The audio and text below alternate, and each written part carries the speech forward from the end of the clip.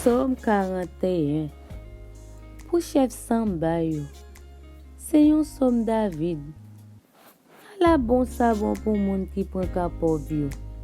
Seyè va délivrer la nantraille. Seyè va protéger l. Li pap quitter le mourir.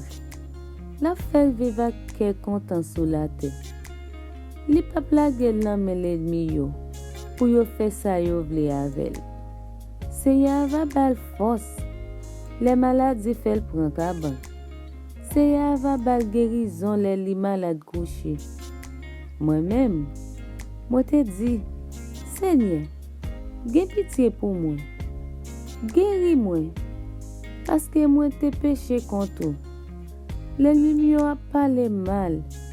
Y a dit, qu'il est la mouri. Qu'il est oublié. Moun qui vin wèm yo, c'est yon bon hypocrite. C'est ramasser yo vin ramasser toute qualité mauvaise nouvelle. Sorti yo promene raconte yo tout partout. Tout moun qui pa vle wèm yo mette tête yo ensemble pour parler dans oreilles sous moi. Yo krem fini, nan pon remède pour moi. Y a fait yo paquet vieille idée sous moi.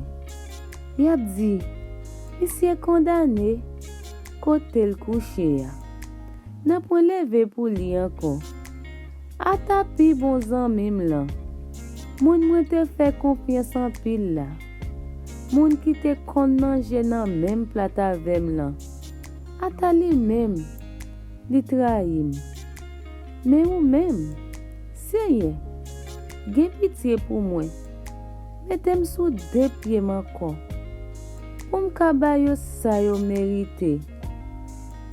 Ma konnen ou kontan avem vrai. Si moi lènmi yo pa bamboche sous dom.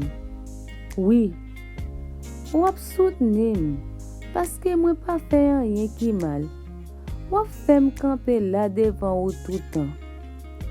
On fait louange Seigneur. Mon Dieu peuple Israël là. On fait louange li pour tout temps. Amen.